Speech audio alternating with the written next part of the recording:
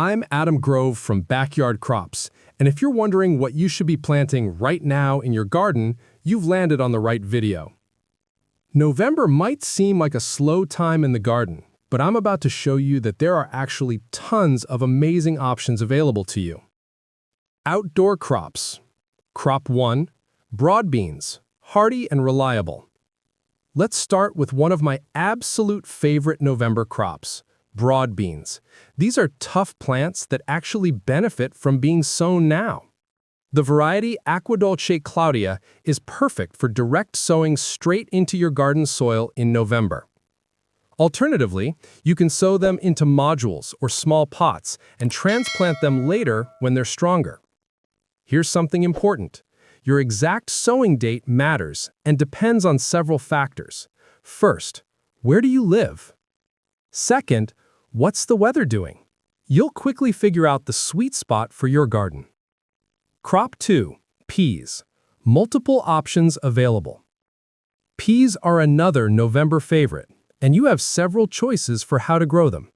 If you want an early crop next year, sow varieties like Meteor directly outdoors. This gives you a head start when spring arrives.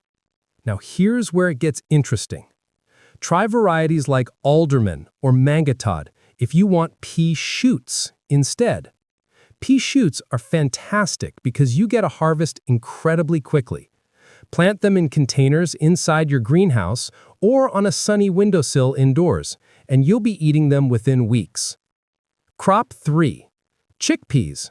Underrated and easy. Most gardeners overlook chickpeas, and that's a shame because they're easy and delicious. You can germinate chickpeas right on your windowsill and harvest them as pea shoots for eating. This year, I experimented with something new.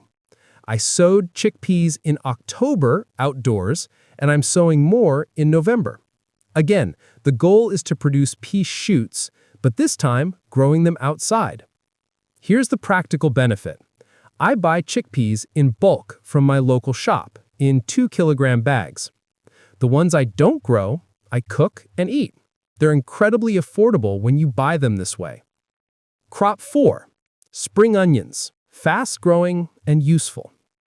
Spring onions, sometimes called salad onions, can be sown now for an early spring harvest. The earliest crops from a November sowing are sometimes harvested when they're still small, and gardeners call these bootlaces. But don't worry, they grow rapidly as temperatures warm in spring. Here's a nice feature. Once your crop gets established and strong enough, you can remove a few leaves at a time as a cut-and-come-again crop through the winter. My favorite variety is White Lisbon, though Performer is also excellent. These are one of those crops that feel like small wins each time you harvest.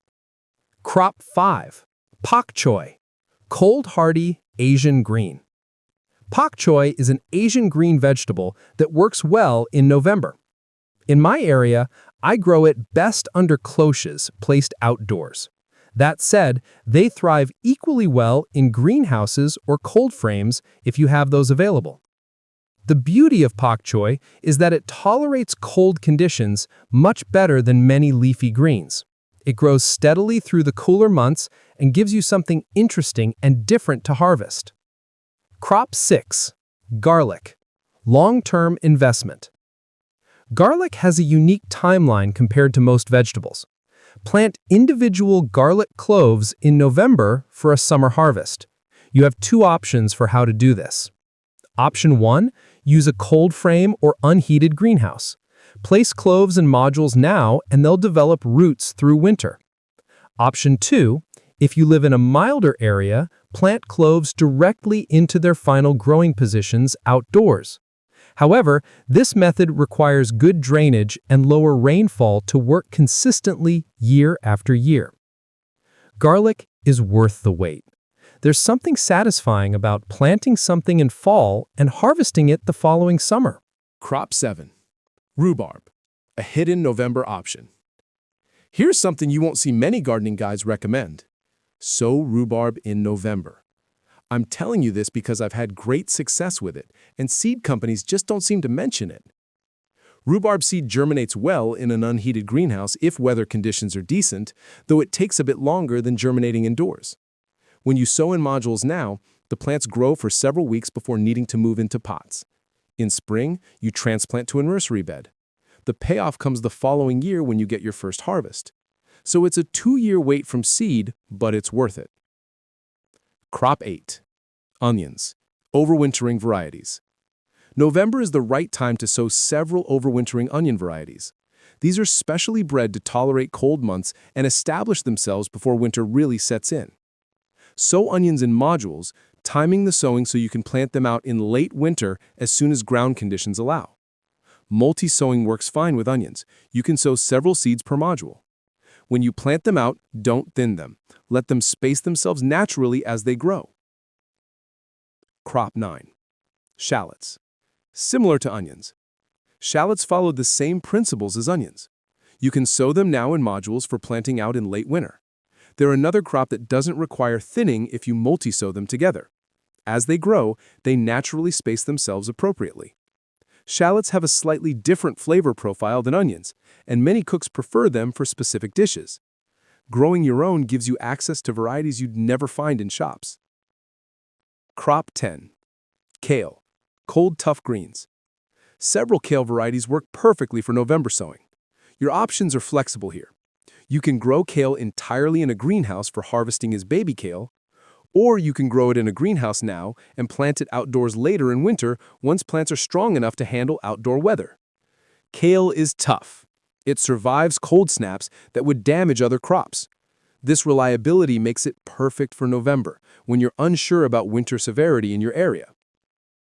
Greenhouse and indoor crops. Crop 11. Mizuna, a Japanese mustard green. Mizuna is a Japanese mustard green that's easy to grow and incredibly productive. Sow it in pots in a heated greenhouse or on a bright windowsill. It germinates quickly and doesn't need much heat to get started. Mizuna has a mild, slightly peppery flavor. It's beautiful too with its feathery leaves.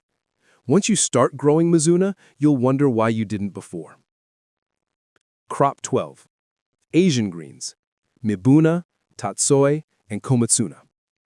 Beyond Mizuna, there's an entire world of Asian greens you can sow now. Mibuna looks similar to Mizuna, but has a different flavor. Tatsoi forms tight little rosettes and tastes mild and pleasant.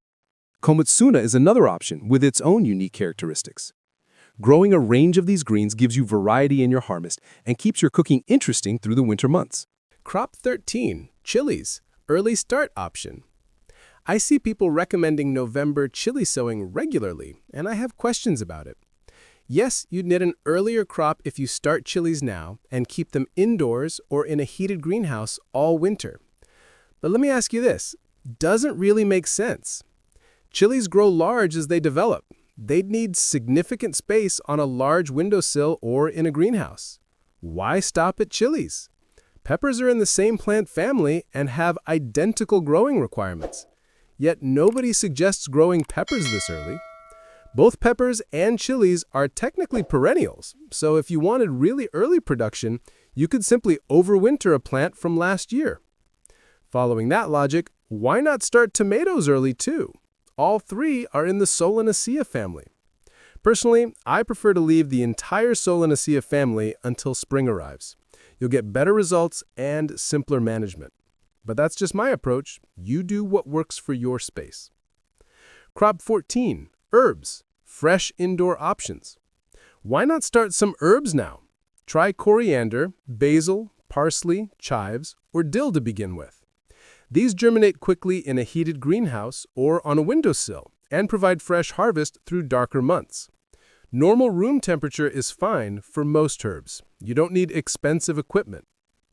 Crop 15. Winter salads, lettuce, and beyond. This is where November really shines for me. Many autumn-sown salads for greenhouse growing were started earlier, but it's absolutely not too late to sow modules now for planting in winter.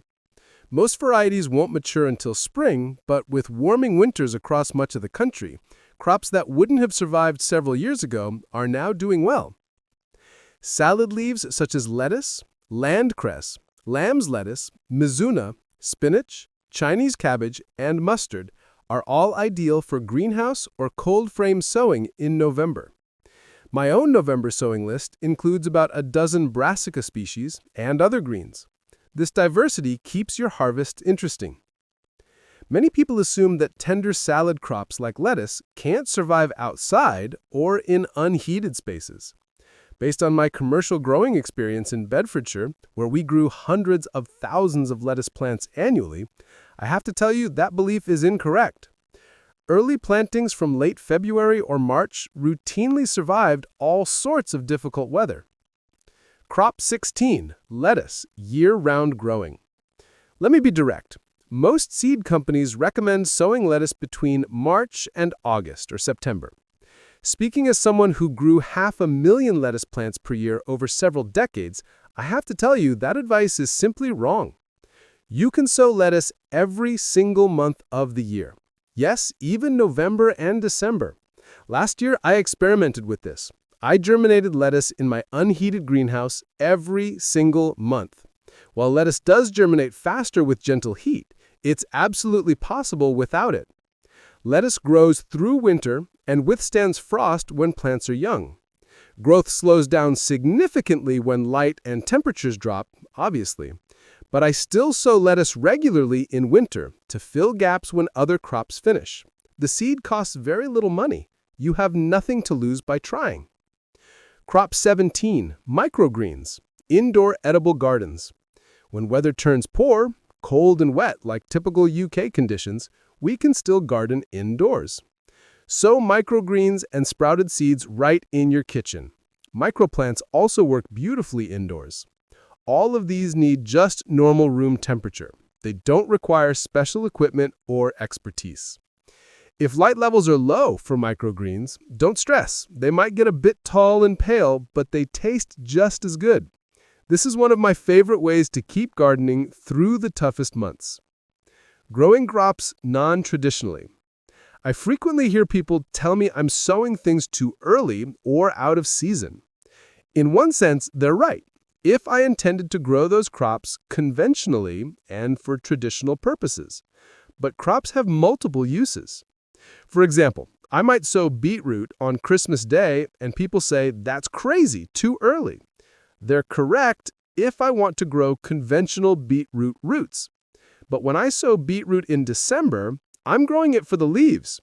Beetroot leaves make a tasty, colorful salad leaf when sown in any month of the year. This philosophy applies to many vegetable crops. Understanding that plants have multiple uses and multiple ways to grow them opens your gardening possibilities dramatically. Making a plan for your garden. November doesn't have to feel like an off-season. You now have 17 different categories of crops you can sow right now. Some work best outdoors, others need protection, and some thrive indoors on a windowsill. Start by assessing what you have available. Do you have a greenhouse, a cold frame, a sunny windowsill? The equipment you have guides your choices. Then pick crops that excite you and that you'll actually eat. Don't try everything. Pick a few crops to start with. Master those, then expand next year. This approach keeps you from feeling overwhelmed and increases your success rate. Your November action plan. Climate varies across regions. What works in Devon might need adjusting for Yorkshire or Cornwall or Scotland. Local growing conditions matter. That's why I always encourage new gardeners to experiment with small quantities first. Try a few seeds. See what happens. Build your knowledge based on your specific garden. Don't be discouraged if something doesn't work perfectly the first try. Gardening is a learning process. Each season teaches you something new about your space and your climate. Key tips for November success. Start small. Don't plant everything at once. Choose 3 to 5 crops to focus on. Know your climate. Adjust timing based on your local weather patterns. Protect as needed. Use cloches, cold frames, or greenhouses as appropriate. Track what works in your garden so you can repeat it. Mix methods. Combine outdoor, covered, and indoor growing for continuous harvests. Check seed viability. Use fresh seeds for best germination rates. Provide adequate light. Even indoor crops need reasonable light levels. Water carefully. November weather is often wet, so avoid overwatering. Plan ahead. Start seeds that need longer seasons, like garlic and rhubarb. And be patient. Some crops won't mature until spring. That's perfectly fine. Closing thoughts. If you found this information valuable, please subscribe to Backyard Crops. We publish new content regularly to help you get the most from your garden.